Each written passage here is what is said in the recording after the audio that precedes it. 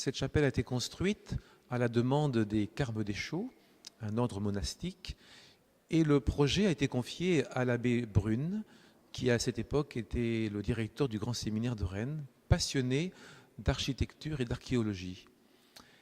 Et l'abbé Brune, qui était un grand admirateur de ce qu'il appelait le grand siècle de la foi, le XIIIe siècle, il a voulu reconstruire, comme c'était souvent le cas à cette époque, une chapelle dans le style gothique, donc le néo-gothique.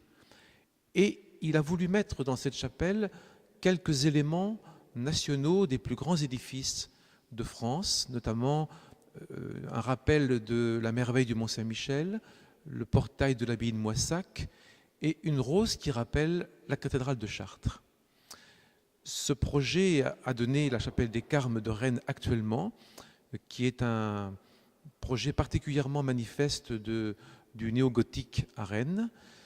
Et en 1998, une église protestante a racheté cette église pour la restaurer, dans le but d'en faire d'abord un lieu de culte, de recueillement, mais aussi d'en faire un lieu culturel pour la ville de Rennes, pour y accueillir notamment la Maîtrise de Bretagne, le Conservatoire national, divers orchestres, des conférences.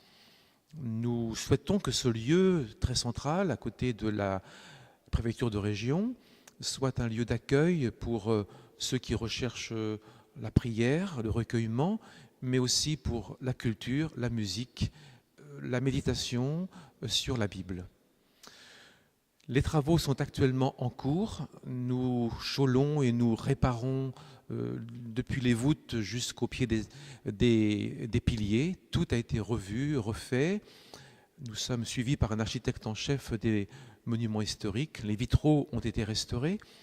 Les vitraux sont des reproductions des scènes du XIIIe siècle avec des bleus profonds, des rouges.